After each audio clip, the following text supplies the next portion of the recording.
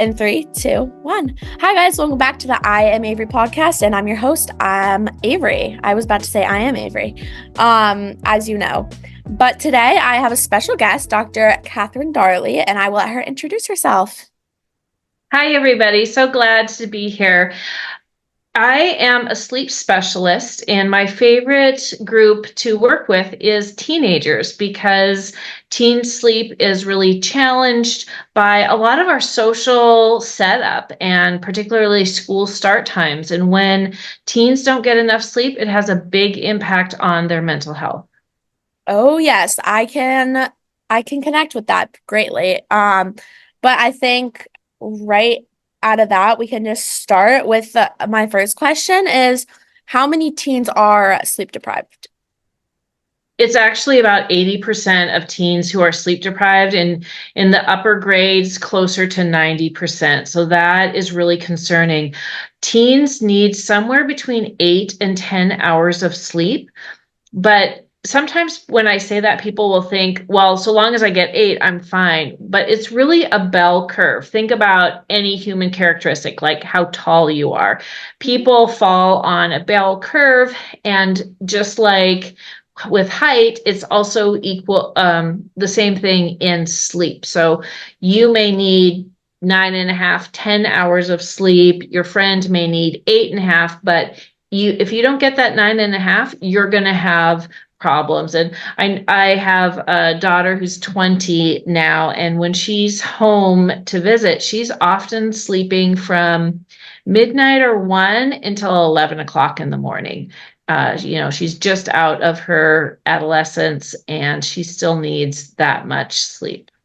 Yeah, I think I try to get at least 8 hours every night, but my body, I have a chronic illness, and so I try to be listening to my body, and I try to get in bed around, it used to be 9 p.m. because I was that tired, but now around 10 p.m. and I wake up around 7-ish every morning.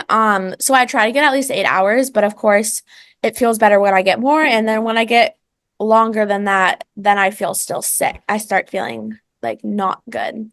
But I think I've kind of learned what's best for my body, and I think that everyone needs to learn that. So my next one is why can't teens fall asleep early?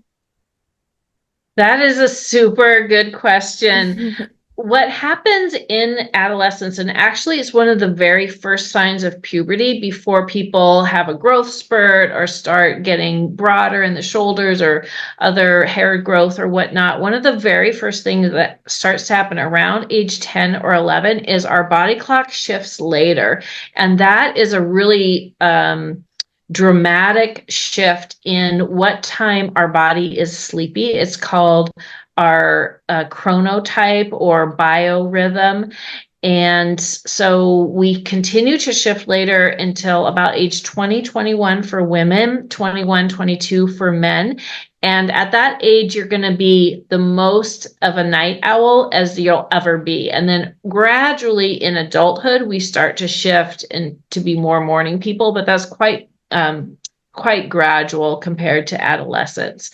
And one of the questions or comments that comes up when I talk about teens being more night owls is kind of a poo-pooing that idea and saying, well, if they just would put down their phones and get off the screens or stop gaming or whatever, they'd be able to sleep a lot earlier. And I want to debunk that. That is a myth. It is really physiologically driven. And this phenomenon was first really conclusive in the medical research in the early 80s. And in the early 80s, nobody had computers in their home.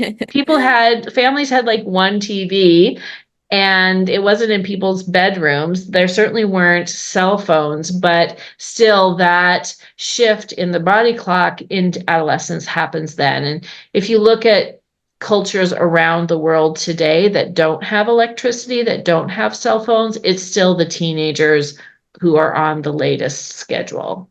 Whoa, that is crazy to think about. And yeah, I think my mind first went to like phones and that too. And I think I like what you said, but I also think it's kind of driven by the phones because like you just don't want to stop talking, you don't want to get off. Well, for me it is with me reading. I'm always like, because my mom has screen time on my phone, which I love. Sometimes I don't love, but it's good when I need to sleep. But sometimes I'm just like, 5 more minutes, I need to finish my book. And even though I'm so tired, I'm like, I need to read more. So I think sometimes that might have to do with it. But I think that's pretty cool that there was that study back that far ago when there wasn't even all these technology now. And I think that really proves a Right. lot. Um, Yeah, the phone definitely makes it worse, but it's not the only reason. yeah, exactly. I like this one. What's the impact on mental health? Well, every year in March, the National Sleep Foundation does a Sleep in America poll where they talk to 1,000 people or more about their sleep. And this year was all about teen sleep and teen mental health. And what Mm. was found, this research study is available online if people just want to look it up and get down into the weeds. But the high level summary was that when teens weren't sleeping enough, which is 80% who aren't, there was a marked increase in depressive symptoms. Mm. Yes. And then on the flip side, the good news is that when teens were getting enough sleep, there was a sharp decrease in depressive symptoms. Not to say that that is necessarily 100% of the cause of the Mm. depression, but Yeah. seeing a significant decrease in the number of students who are depressed when they're getting good sleep is really positive. And I think about sleep as one component of a holistic, really effective plan for any mental health condition. There's that was the most recent study, but there's lots and lots of Oh, research yes. looking at sleep and mental health. Yeah, and I think for me, I've struggled with insomnia. I don't even know how you say it.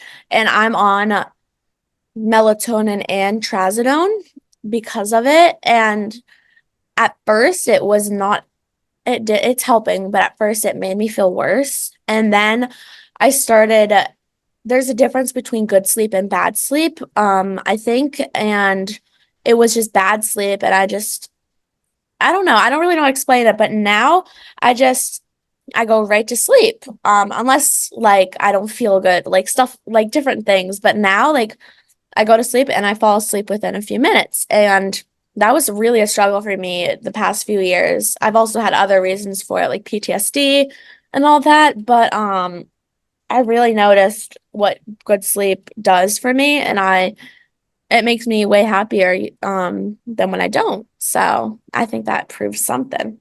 Um it- Yeah. Can I respond to that? yes. So, one, there's two main types of sleep, non-REM sleep and REM sleep. Yep. Yeah, REM sleep is when we have more dreams. The brain waves are very short and fast, which is similar to our waking brain waves. So that's why we can have those really complex story-like dreams. REM sleep has a role in learning, memory, and emotional regulation. So, what's particularly important for teens when we think about how many teens are sleep deprived, REM sleep happens more towards the morning. So if you're a teenager who needs 9 hours of sleep, but you're only getting 7, you are selectively cutting off mostly REM. And so that's going to have cause problems in that emotional regulation. And that's why we see such a strong connection between inadequate number of hours of sleep and mood disorders. And so giving yourself enough time to really get the sleep that you need means you're going to have more REM, you're going to have better emotional regulation. Yeah, and I feel like usually on the weekends I'm up and doing more things, and I really do think that's because I fall asleep, yeah, around 12, 1 a.m. And I wake up around like 11, 12 and the next morning, and I feel like I can get up and do things and be more motivated and have more energy when that happens than when I'm getting up at 7 a.m. to go to school. Um, and I do something called co-op because I go to a trade school. So on my shop weeks, I go to work instead of school. And usually some days my start is at 8, but on the days I have I wake up at 10 a.m. to go to work, my weeks are super good. Those weeks are really good. But then when it's my school week, I'm not the best.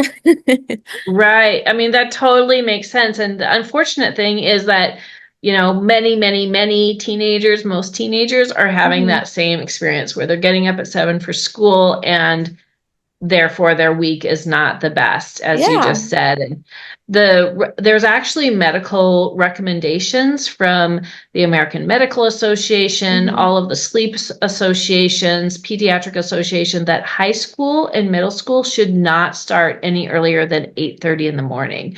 And unfortunately, educators and school districts are slow to adopt that recommendation, but it's Yeah. really based on teen physiology, that expecting a kid to be in school at 7:30 and function well Yeah. is just ridiculous, Yeah, I could agree. honestly. Yeah, I like that. I think it would, that's why I feel like my depression didn't get as bad until I was in middle school. My Hmm. symptoms never showed and was not bad until that, which says a lot. But what are other areas that are impacted by our sleep? Well, absolutely, academics are, like I said, REM is also involved in learning and memory. So we know that when school districts move to later school start times, actually academic performance and graduation rates, which is really important for hmm individuals, Yeah. they improve, standardized test scores improve, attendance improves. So there's lots of, cognitive function that is provided by getting enough sleep. The other thing that I want to mention is our physical performance is also dependent on getting adequate sleep. And one of the concerns is teens driving and having collisions. When you Mm. compare districts where the school starts early to districts where the school starts later, when the schools start later, there's actually fewer teen collisions. And also, we know that getting adequate sleep is protective against sports injuries. hmm And when teenagers are more sleep deprived, they have more injuries when they're doing sports. So those things can have long-term consequences, unfortunately. Oh, yeah. And that's kind of surprising to hear. Not really that surprising, but it's really cool to hear because I've never heard about that before. But again, I think, again, for me, I always am like, for me, I can relate because my attendance, as I said, I have a chronic illness. So it's where my body is always in pain, technically, and I will never be able to get over it, but use techniques to help myself and take medicine. But sometimes I overdo it. Like yesterday, I overdid it working in the yard, and that night I was in a lot of pain, and I woke up this morning sore. But for me, I've had a lot of absences and tardies to school, and my tardies, I get there around 8:30 because I just need to sleep till 8, and then I get up and I feel way better, and my dad drops me off after he drops my siblings off to school. So I think that when I heard that, I was like, whoa, that might be true. Like, I can Yeah. relate to it. Right. And think about if your school just was scheduled to start at 8:30, then you wouldn't have those tardies. You would have maybe a better experience of Yep. school. And yeah, It's crazy. living Um, in accordance with science is always good. oh yes. And then this is the last question, but what are the top three skills teens can use to improve their sleep? Yeah, so we talked about the phone, and one thing that people can really benefit from in teenagers is creating a sunset type environment for the 2 or even 3 hours before bed. You can measure light, the brightness of light, the color of light, and the recommendation is for less than 10 lux on your smartphone. You can download a free lux meter and just measure. You want to be getting less than 10 lux before the 3 hours before bed and without blue light, which all of our devices give off blue light. So I think every teenager can benefit from having something like these. These are called blue blocking glasses, and there's Mm, many brands. You want to maybe set an alarm on your phone for 2 hours before bed and then put these on. Mm-hmm. And it makes everything a kind of a reddish, pinkish color like sunset is. When you're looking for blue blocking glasses, you want to get ones that are this strong orangish red color Mm-hmm. to them, not just a yellow hue like some are, but you really want them to be this orange red color. And that will make a huge difference because it allows your melatonin to start to rise. So you Oh, actually are yes. like physiologically sleepy when you get into bed, which most teenagers aren't very sleepy when they get into bed. Oh my gosh, that is so funny because lately, for the past few months, maybe, I was talking to my therapist about things we could do to help my sleep. And I brought a lamp up to my room from our basement. And instead of having my re actual light on, I'd have a lamp light on. And then I bought my own lamp. And when I get home and then the sun goes down, usually I have my windows open. But by the time the sun goes down and I close my shades, I don't turn my light on. I turn my lamp on, and my light is never on. So, Great uh, idea. That's a great idea. Yeah. So having the blue blocking glasses, if you are waking up to an alarm, it means you have not gotten enough sleep. Hands down, end of sentence. So for teenagers, if you can have some times that you're not waking up to an alarm and pay attention to how many hours of sleep you get, because that's going to be a better indication of how much sleep you need on a nightly basis. And then with that information, hopefully you can adjust your mhm. routine to allow more hours of sleep. And it can really make a profound impact if you can get the sleep that you need. And then the last thing is I like people, and this is a skill, Avery, that people can learn to define your time that you are in bed for sleep as time that you're off duty. And that means you're even off duty from your Mhm. thoughts. I think, there's a lot of pressure for us to be like performing and doing stuff and taking care of stuff all of the time. And that Yep. is not helpful. And that's not how humans lived most of human history. So, an hour before bed, like, think of, maybe make a quick list, not a long time, maybe 5, 10 minutes. Make a quick list of like the things that you're thinking about or things you want to do or whatever, things that bugged you during that day. And then like have it be, I am purging these thoughts from my mind onto the paper, and then I'm not going to deal with them until tomorrow. And Yeah. just give yourself time off. We all deserve time off, and we're not getting enough. And sleep hours should definitely not be time to think about what conversations you had that day or what's going on with you or your friends. Just really learn to set it aside. And it's a skill you'll get better with time. And that's what I do for bed.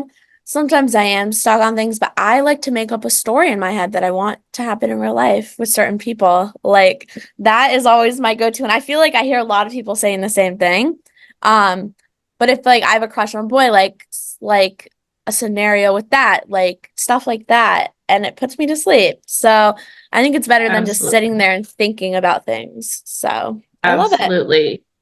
That Yeah. is all great information, and thank you so much. I just wrote down your three skills because I will put that in the bio too, and I'll be looking into the blue blocking glasses. Great. Great. But I think that's awesome time to wrap up. Thank you so much for coming on. I'm going to be linking all of her social media in the bio below. And yeah, and I will also probably put it on the screen if I have time. But thank you so much for Great. watching. Bye, Thanks, everybody. friends. Avery.